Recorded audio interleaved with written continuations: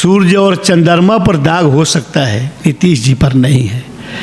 नीतीश जी कभी परिवारवाद को बढ़ावा नहीं दिए। चंपारण के आम आवाम जनता जानती है ये कृष्णनंदन पासवान बहुत मेहनत करते हैं। जिस समय हमको कुर्ता और पैजामा नहीं था तो बहुत अच्छे अच्छे लोग जब हमारा सामाजिक काम देखते थे तो किसी ने कुर्ता पैजामा सिला दिया, किसी ने झोरा सिवा दिया, झोरा टांग कर घूमते थे। उन्होंने कहा कि आप सामाजिक कार्यकर्ता हैं, समाज में सेवा करते हैं, आप बढ़िए, हम लोग सहयोग करेंगे। जब हरसिद्धि विधानसभा में आए, बीजेपी के लिए कोई प्रत्याशी नहीं था उतना मजबूत कि आपको पिपरा से इधर लाया गया। हम तो सौभाग्यशाली हैं कि पार्टी ने और हमारे लोकप्रिय सांसद राधा मोहन सिंह जी ने हम ही को दोबारा फिर कहा कि आपको लड़ना है, तो मैं प्रत्याशी हुआ। प्रत्याशी की कमी भारतीय जनता पार्टी में नहीं होती। सब हरसिद्धि विधानसभा में जीते हुए थे, फिर ऐसा क्या कारण हो गया कि 2015 में आप हार गए? लोगों का कहना ये रहता है, अभी हम लोग सर्वे कर रहे थे, अपने हरसिद्धि विधानसभा में घूम के लोगों से बात कर रहे थे, तो वो लोग बोल रहे थे अगर 2020 में नागेंद्र राम जी के अलावा अगर राजेंद्र राम जी आते तो कहीं आप पे फिर मतलब आप लूज कर सकते थे। क्या उनसे कोई इफेक्ट पड़ता है? नीतीश जी का बीजेपी में ना होना एक बहुत ही इम्पैक्ट डालता है। नीतीश जी का विचार और भारतीय जनता पार्टी का विचार वास्तविक विचार है और वास्तविक विचार का गठबंधन है। नमस्कार, प्रणाम, मैं मनोहर कुमार स्वागत करता हूं आप सभी का हमारे चैनल एएमएस की बातों पे। तो आज के जो हमारे गेस्ट हैं ना, वो किसी पहचान के मोहताज नहीं है, उन्हें पूरा बिहार जानता है। तो स्वागत कीजिए हमारे नए अतिथि श्री कृष्णनंदन पासवान जी का। नमस्ते सर। आपको भी नमस्ते। कैसे हैं सर? बहुत अच्छे हैं, आप कैसे हैं? बढ़िया हूँ सर। सर आपका परिचय देना मैं उचित नहीं समझता, क्योंकि आप विधायक के साथ साथ गन्ना उद्योग मंत्री भी हैं, तो आपको पूरा बिहार जानता है, और जहाँ तक है इंडिया में ही बहुत कोई आपको जानते हैं सर। तो सर हमारा जब वीडियो चालू होता है, शुरू में हम बात करते हैं जन्म स्थान के बारे में। तो सर आप बताइए, आपका जन्म स्थान कहाँ है? कोटवा प्रखंड के डुमरा जी एक गांव है, उसी गांव में 5 जनवरी 1965 में मेरा जन्म हुआ। मैं मजदूर परिवार में जन्म लिया। मेरे पिताजी, माताजी, मेरे भाई और मैं भी स्वयं मजदूरी का काम करते थे, और मजदूरी के काम के साथ साथ सामाजिक काम में ज़्यादा बढ़ चढ़ कर रुचि लेते थे और समाज का सेवा भी करते थे। तो समाज का सेवा करते करते मुझे कम्युनिस्ट पार्टी CPI अच्छा कि एक नेता से मुझे संपर्क हुई। हाँ। और उनके नेता के प्रेरणा से मैं राजनीति में आया। सर उन नेता का नाम? उन नेता का नाम है हरिशंकर गिरी। अच्छा। और वो हमारे राजनीतिक गुरु भी थे। अच्छा। उनको गुरु जी कहा करते थे।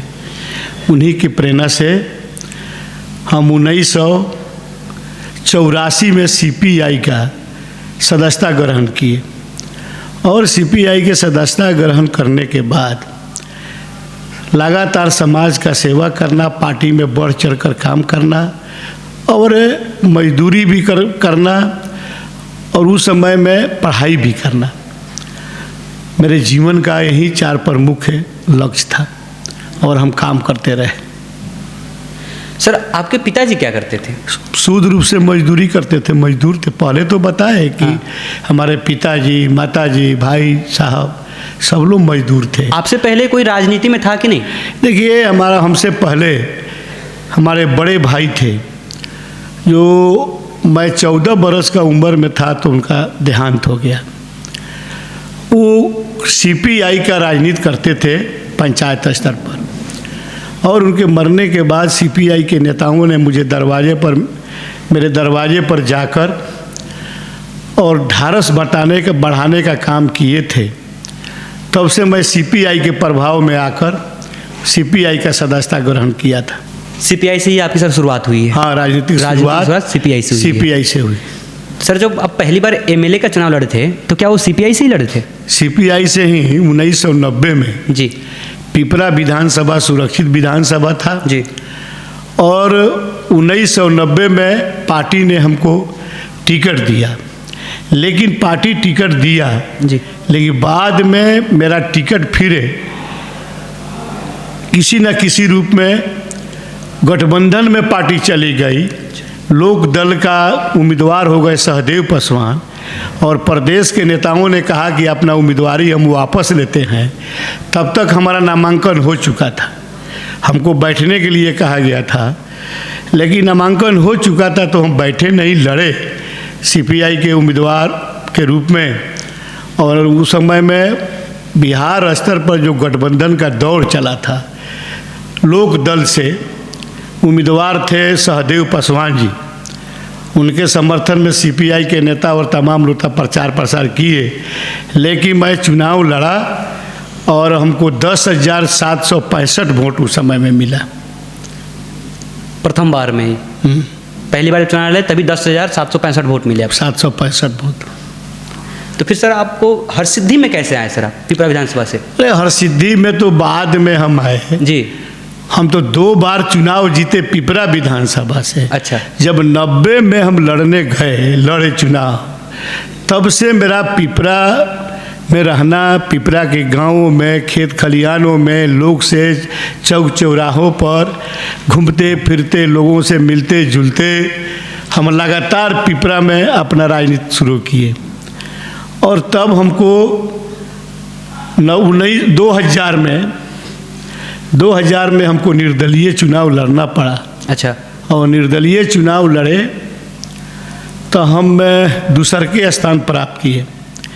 राजद वहाँ जीत गई और भारतीय जनता पार्टी के उस समय उम्मीदवार थे मनोज पासवान जी, वो तीसरे नंबर पर चले गए, हम दूसरे नंबर पर आए। फिर उसमें 2005 का चुनाव जीते, 2010 का चुनाव जीते, 2 बार पिपरा विधानसभा जीते भारतीय जनता पार्टी के टिकट पर। और हम आभार प्रकट करना चाहते हैं अपने लोकप्रिय सांसद आदरणीय राधा मोहन सिंह जी का, कि हम तो पहले कम्युनिस्ट पार्टी में थे और हमको किसी न किसी रूप में निर्दलीय लड़े थे, और हमारे लोकप्रिय सांसद जी के प्रेरणा से मैं भारतीय जनता पार्टी का सदस्यता ग्रहण किया और भारतीय जनता पार्टी के टिकट पर 2 बार चुनाव लड़े उस समय और जीते भी। तो वहीं जब पिपरा विधानसभा रिजर्व था, जब रिजर्व समाप्त हुआ तो हरसिद्धि विधानसभा रिजर्व हुआ, तो माननीय सांसद जी ने फिर हरसिद्धि से टिकट दिलाने का काम किए, और आज दूसरी बार मैं हरसिद्धि विधानसभा का विधायक हूँ। आपने ठीक ही कहा कि विधायक के भी हैं, और पार्टी ने मुझे बिहार में मंत्रिमंडल में आज गन्ना उद्योग विभाग का प्रभार सौंपा है, आज मंत्री के रूप में भी हैं। जी। तो आपको पिपरा विधानसभा से हरसिद्धि विधानसभा में लाने का सबसे बड़ा योगदान राधा मोहन सिंह जी का है।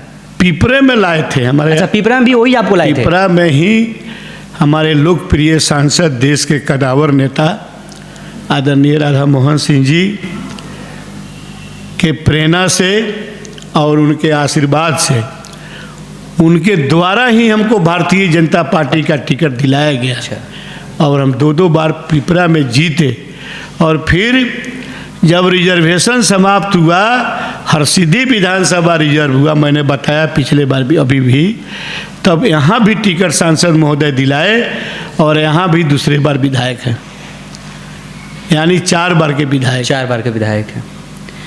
सर, जब आप पहली बार विधायक बने थे हरसिद्धि विधानसभा का, तो सबसे पहला काम क्या लगा था कि मैं सबसे पहले जीतने के बाद यही करूँगा, ऐसा कुछ? ये हरसिद्धि विधानसभा में महान जनता के आशीर्वाद से प्रचंड बहुमत से हम चुनाव जीते, और लगातार जीतने के बाद हरसिद्धि विधानसभा में विकास का कार्य में रुचि लेकर सड़कों का निर्माण, भवनों का निर्माण, पुल पुलिया का निर्माण, ITI का भी निर्माण हो रहा है। फिर तुर्कोलिया प्रखंड के बेलिया परती पर अति पिछड़ा कन्या आवासीय विद्यालय के भी स्थापना हो रहा है, अनुसूचित जाति कन्या आवासीय विद्यालय भी बनने जा रहा है। और जो जो प्रमुख सड़कें थी, प्राथमिकता में उन सड़कों का निर्माण कराने का काम किए। और आज भी जितने सड़क बच गए थे, लगातार दूसरी बार भी सड़क का निर्माण बहुत तेज़ी से, और एक भी सड़क छूटे नहीं, इस दृष्टिकोण से हम सभी ने कार्यकर्ता के सहयोग से और सड़कों का एक तरह से सर्वे कराकर सरकार को सौंपना, विभाग को देना।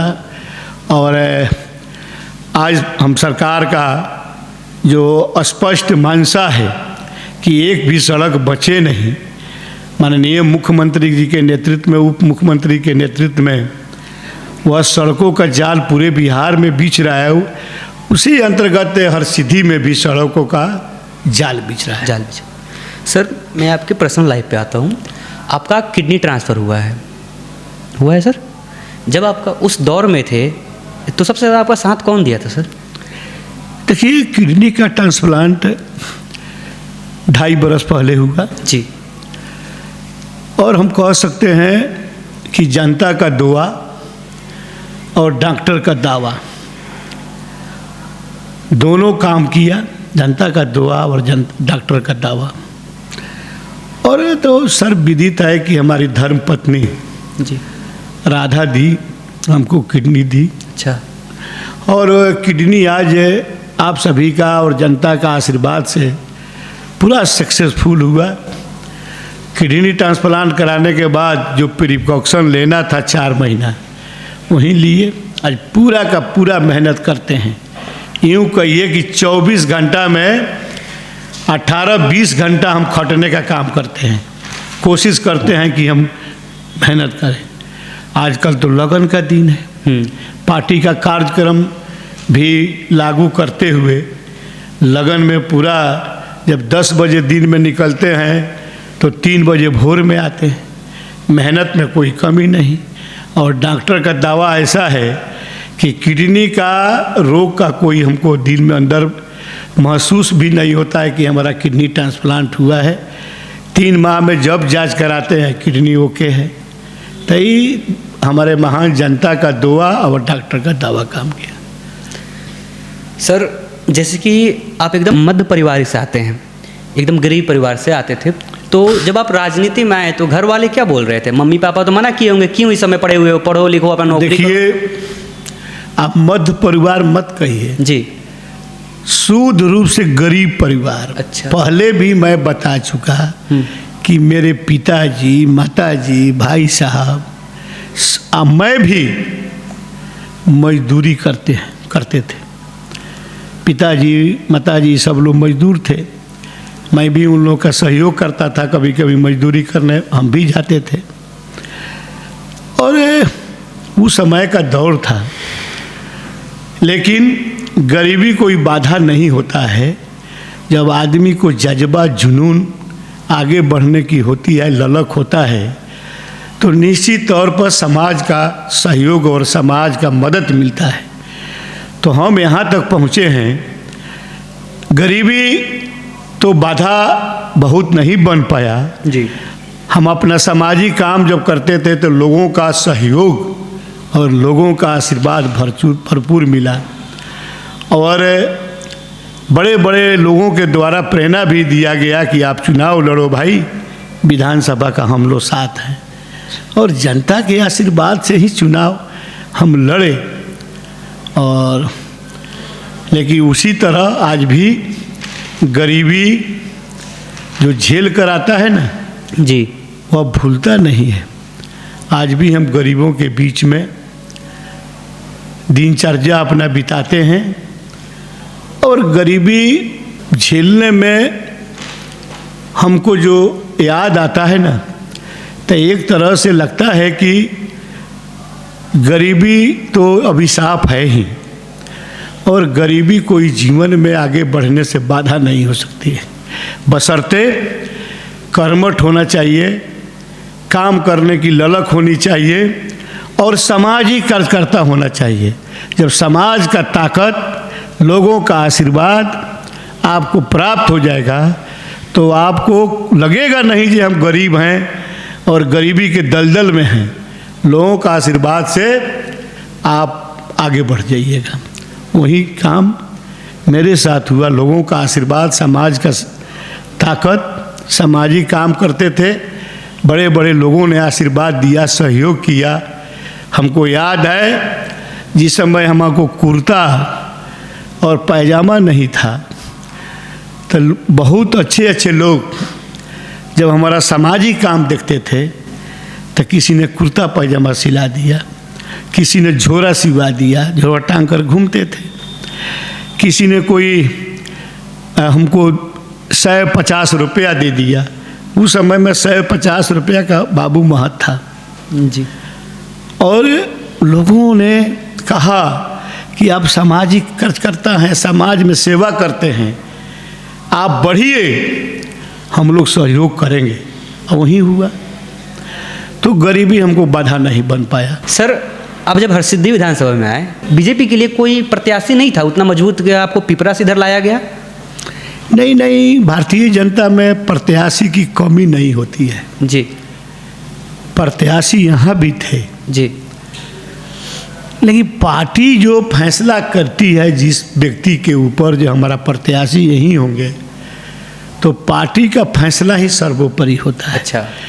हम तो सौभाग्यशाली हैं कि पार्टी ने और हमारे लोकप्रिय सांसद राधा मोहन सिंह जी ने हम ही को दोबारा फिर कहा कि आपको लड़ना है, तो मैं प्रत्याशी हुआ। प्रत्याशी की कमी भारतीय जनता पार्टी में नहीं होती। सर, आप 2010 में हरसिद्धि विधानसभा से चुनाव लड़े थे। हरसिद्धि में तो 2010 में आए थे सर। 2010 में आए थे, फिर 2015 में भी लड़े। हाँ, तो सर तो 15 का चुनाव हम लूज कर गए। हाँ सर, मैं वही कारण जानना चाहता हूँ। तो आप खोल कर बताइएगा तब ना बोलेंगे। हाँ, सर, क्योंकि आप 3 बार विधायक थे उससे पहले, उसके बाद आप हरसिद्धि विधानसभा में जीते हुए थे। फिर ऐसा क्या कारण हो गया कि 2015 में आप हार गए? देखिए, हार जीत पार्टी में लगा रहता है, प्रत्याशी के साथ लगा रहता है। हो सकता है कि जनता के बीच में मेरा कमी कुछ हुआ होगा जी, या बहुत चीज़ें होती है चुनाव में, जो बहुत फैक्टर होता है चुनाव में उम्मीदवार के साथ। तो उस समय में हमारा फैक्टर जो महसूस हुआ कि उस समय में नीतीश कुमार जी जनता दल यूनाइटेड जी, भारतीय जनता पार्टी के साथ नहीं थे। अच्छा। तो यह भी फैक्टर एक काम किया। और दूसरा का एक बार का विधायक थे, कहीं जनता कोई ना कोई कमी रहा होगा जिसके लिए फिर क्षमा मांगे, कमी को सुधारे। तो 15 का चुनाव हारे और फिर 20 में आप आ गए। हाँ सर, लोगों का कहना ये रहता है, अभी हम लोग सर्वे कर रहे थे, अपने हरसिद्धि विधानसभा में घूम के लोगों से बात कर रहे थे, तो वो लोग बोल रहे थे अगर 2020 में नागेंद्र राम जी के अलावा अगर राजेंद्र राम जी आते तो कहीं आप पे फिर मतलब आप लूज कर सकते थे। क्या उनसे कोई इफेक्ट पड़ता है? ये कहने वाला का सोच है भाई जी। कोई आवे, प्रत्याशी तो स्वतंत्र है, पार्टी स्वतंत्र है, किसी को दे दे जी। कोई थोड़े हम लोग जाकर कहेंगे इसको दे दो उसको दे दो। राजद का जो फैसला हुआ, राजेंद्र जी आते, नागेंद्र जी आए, उसमें हमारा ये विषय नहीं है। नहीं है, कोई फर्क नहीं पड़ता? नहीं, कोई फर्क पड़ने वाला नहीं था। कोई भी आए विपक्ष हाँ, में? उस समय में कोई आता, उसे क्या फर्क पड़ता है। मैंने तो बताया आपको जी जी कि चुनाव में कई एक फैक्टर काम करता है। तो उस समय में नीतीश जी साथ नहीं थे और नीतीश जी का अपना कम से कम पार्टी का वोट 15 से 20 हज़ार तो उनका पार्टी का है ही हरसिद्धि विधानसभा में। हरसिद्धि विधानसभा में। तो उस समय इतना वोट का क्षरण तो होना था ना। हाँ, तो और कोई कारण नहीं है। तो मतलब नीतीश जी का बीजेपी में ना होना एक बहुत ही इम्पैक्ट डालता है। हाँ, उस समय में। हाँ, अगर अभी भी अगर नहीं आते हैं, अगर अभी बीजेपी से हट जाते हैं? नहीं, ऐसा नहीं है जी। नीतीश जी और भारतीय जनता पार्टी का वास्तविक गठबंधन है। अच्छा। बीच में किसी न किसी कोई ओरिजिनल चीज़ को छोड़कर और डुप्लीकेट पे कोई जाता है तो पछतावा भी होता है। जी, 2-3 बार वो जा चुके हैं। नीतीश जी कोई भारतीय जनता पार्टी से इधर से कोई गठबंधन नहीं किए हैं। जी। आप लोगों को पता होना चाहिए उधर से हुआ है कि नहीं, दोनों तरफ से गठबंधन की बात चलती है जी।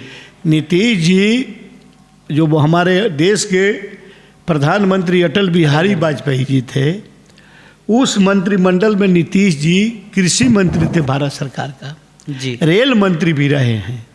तो यह नीतीश जी का विचार और भारतीय जनता पार्टी का विचार वास्तविक विचार है और वास्तविक विचार का गठबंधन है। ये जो राजद से कुछ दिन गठबंधन किए थे जी, वह गठबंधन बिना मेल मिलाप का गठबंधन था, यूँ कहिए। वह गठबंधन कहीं से नीतीश जी का मन विचार से नहीं था। लेकिन परिस्थिति ऐसा हुआ, गए, फिर उन्होंने महसूस किया आज नीतीश जी हम सभी के नेता हैं और उनके ही नेतृत्व में फिर विधानसभा चुनाव एनडीए गठबंधन लड़ने जा रही है। नीतीश जी ऐसे नेता हैं जो हम कह सकते हैं जो राजनीति में लंबा समय तक राजनीति करके आज उनका चेहरा पर कोई दाग नहीं है। सूर्य और चंद्रमा पर दाग हो सकता है, नीतीश जी पर नहीं है। नीतीश जी कभी परिवारवाद को बढ़ावा नहीं दिए। नीतीश जी भाई में कितने भाई हैं? नीतीश जी परिवार के पूरा हरा भरा हैं, लेकिन बिहार का कोई लोग नीतीश जी का भाई का क्या नाम है, भतीजा का क्या नाम है, कोई जानता नहीं है। नीतीश जी का जो संपत्ति था आज वही है। तो नीतीश कुमार बहुत समझिए कि एनडीए का एक कदावर नेता हैं और एनडीए के साथे हैं, तो यह बहुत बड़ी ताकत है एनडीए का। नीतीश जी पे भी एलिगेशन लग रहे हैं, उन पे आरोप लग रहे हैं कि उनकी मानसिक स्थिति सही नहीं है। बहुत सारे ऐसे वीडियो वायरल हो रहे हैं। जो यह बात कह रहा है जी, वो हताशा और निराशा में कर रहा है। नीतीश जी का मानसिक संतुलन बहुत अच्छा है। अच्छा, मानसिक संतुलन इतना अच्छा है कि 10 वर्षों के बीते हुए बात को याद करते हैं। जी, आज इतना बड़ा विकास करा रहे हैं बिहार में, एक एक विकास की चर्चा करते हैं कैबिनेट की बैठक में, और यह कहा जा रहा है जो मानसिक संतुलन बिगड़ता है, उसका मानसिक संतुलन बिगड़ा है। जी, कोई चश्मा लगाता है चेंजर, तो चश्मा लगाने वाले को ही धूप में छाँव दिखाई देता है। तो यह विरोधियों का एक बहुत बड़ा षड्यंत्र है, जो षड्यंत्र नाकाम हो गया। जो इनका एक वीडियो वायरल हुआ था, वो स्टेज पे खड़े थे, वहाँ पे राष्ट्रगान बज रहा था और ये किसी और को इशारा देकर बुला रहे थे। तो सर राष्ट्रगान के समय हिलना, नहीं, ये नहीं, तो नहीं, हम उसमें राष्ट्रगान में थे भाई जी। विधायकों का फोटो सेशन था जी, हम थे, ऐसा कोई बात नहीं हुआ। सर आप विधायक के साथ गन्ना उद्योग मंत्री हैं, तो बिहार के लिए सर ऐसा क्या हो रहा है जिससे बिहार में जो गन्ने हैं उसका रेट बढ़े? जैसे यूपी में गन्ने के रेट बिहार से ज़्यादा है, तो ऐसा सर कोई योजना चल रहा है? अभी आप पता कर लीजिए, जी, उत्तर प्रदेश से गन्ना का रेट बिहार में ज़्यादा हो गया। अच्छा, बिहार में भी ज़्यादा हो गया? ज़्यादा हो गया अभी। अच्छा, अभी विभाग के द्वारा एक बैठक करके गन्ने का मूल 10 रुपया विभाग और हमारे पदाधिकारी और मंत्री मिलकर हम लोग बढ़ाए। फिर हम बधाई देते हैं, आभार प्रकट करते हैं बिहार के अपने मुख्यमंत्री जी का कि उन्होंने प्रगति यात्रा पर गए थे और प्रगति यात्रा पर फिर किसानों का मांग हुआ, उन्होंने 10 रुपया प्रगति यात्रा में घोषणा कर दिया गन्ना का मूल्य बढ़ाने का। यूँ कहिए कि बिहार सरकार 20 रुपया प्रति कुंटल गन्ना का मूल्य बढ़ा दिया है। अच्छा सर, मोतिहारी का चीनी मिल का अभी क्या चल रहा है, वो चालू होगा या नहीं? नहीं, मोतिहारी का चीनी मिल न्यायालय के अधीन है। अच्छा, तो जो चीज़ न्यायालय के अधीन है, आप लोग मीडिया है, पत्रकार हैं जी, तो आप लोग तो जानते हैं कि न्यायालय में जो वाद चल रहा है जी, जो विषय न्यायालय का है जी, उसमें तो कोई सरकार हस्तक्षेप करेगी नहीं। न्यायालय का मामला। सर वो क्या केस है उस पर, कोई सर कुछ बता सकते हैं? पब्लिक जानना चाहती है सर, क्या केस है उस चीनी मिल पर जो अभी चल रहा है न्यायालय में? ऐसा क्या आपको अभी अब चीनी मिल के संबंध में आपको विस्तार रूप से बताना चाहता हूँ। जी, कुछ चीनी मिलें जी न्यायालय के अधीन है, जी उसमें सरकार कुछ नहीं कर पाएगी। जैसे मोतिहारी चीनी मिल, जी आपका चनपटिया, चकिया, जी ऐसे चीनी मिल न्यायालय के अधीन है। इस पर सरकार कोई टिप्पणी या कोई कुछ करने वाली नहीं है, नहीं की है। नहीं की। अभी आपको पता होना चाहिए कि विगत 4 वर्षों से रीगा चीनी मिल बंद पड़ा था और हम लोग अवलोकन कराकर, सरकार अवलोकन कराकर इसी सत्र रीगा चीनी मिल चालू हुआ और पेराई भी किया है। और आपको बता दें, बताने में मुझे खुशी हो रही है कि 3 चीनी मिल रयाम, सकरी और सासामूसा, 3 चीनी मिल का सरकार अवलोकन करा रही है। 2 चीनी मिल का तो हम समझते हैं कि इसी माह में उसका बीड होने वाला है, मतलब टेंडर में जाने वाला है। अच्छा। और जैसे टेंडर में जाएगा, कोई आएगा टेंडर लेगा, प्रक्रिया पूरा करेगा और पेराई सत्र के पहले वह चीनी मिल चलने की लगभग संभावना, सरकार बहुत प्रयास कर रही है कि इसी सत्र में के पहले दोनों चीनी मिल चालू कर दें। और आपको ये भी पता होना चाहिए, मैं सौभाग्यशाली हूँ जी और चूँकि चंपारण से हम आते हैं, जी खासकर गन्ना की खेती जी दोनों चंपारण, पूर्वी चंपारण, पश्चिमी चंपारण, बागाहा, गोपालगंज, सीवान, कुछ इलाकों में अब सीतामढ़ी,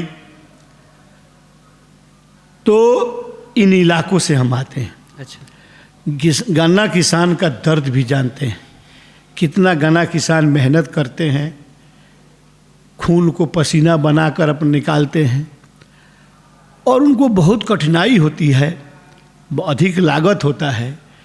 तो सरकार ने गंभीरता से गन्ना किसानों पर चिंता की है। मुख्यमंत्री गन्ना विकास योजना के तहत अपने किसान भाइयों के लिए राशि आवंटन करके कृषि यंत्र सब्सिडी पर, अच्छे बीज, खाद की सब व्यवस्था सरकार मतलब की है। और उसके साथ साथ आपका कृषि यंत्र जो सब्सिडी पर दिया जा रहा है, तो यह किसानों के लिए बहुत मतलब सहायता की सरकार कर रही है। जी। और इसके साथ साथ गुड़ प्रोसेसिंग प्लांट, जो गन्ना उत्पादन करने वाले किसान हैं, वो अधिक आय अर्जित करें, गन्ना अधिक लगाते हैं, तो उनके परिवार में और सहयोगी कोई है किसान के बीच में, जी, तो गन्ना मिल को भी देते हैं और उसमें गुड़ प्रोसेसिंग प्लांट, मीठा बनाने का उद्योग सरकार लॉन्चिंग की है। और आप गन्ना विभाग का पोर्टल खोल के देखिए तो 4 चरण में उसका ऑनलाइन अप्लाई लिया गया था। अच्छा। अप्लाई का प्रक्रिया पूरा होगा और फिर सरकार जो अप्लाई किए हैं, वो योग्य उम्मीदवार अगर मिला है तो उसको हम लोग प्रमाण पत्र दिए हैं। अब इस साल से वो अपना मीठा बनाने का उद्योग लगाकर शुरू कर देगा। तो यह सरकार का बहुत बेरोजगारों के लिए, गन्ना किसान भाइयों के लिए एक सुनहला मौका मिला है कि मीठा बनाने का उद्योग लगाकर अर्जित अधिक से अधिक रुपया अर्जित करे, आय अर्जित करे। इस दिशा में सरकार काम की है। तो लगातार गन्ना किसानों के हित में गन्ना उद्योग विभाग लगातार नए योजना लॉन्चिंग करके गन्ना किसानों का किसी प्रकार का कठिनाई नहीं हो, दिक्कत नहीं हो, उनको उचित मूल्य मिले, सारे का सारे काम विभाग कर रही है। तो हम आज किसानों का भी आशीर्वाद मिलता है, बधाई मिलता है कि आपने रीगा चीनी मिल चालू की, आप गुड़ प्रोसेसिंग प्लांट लगाए, तो हमको अच्छा लगता है और ललक भी होती है। और हम आप कोशिश भी कर रहे हैं कि और नई योजना चलाकर गन्ना लगाने वाले किसान भाइयों को मदद करें।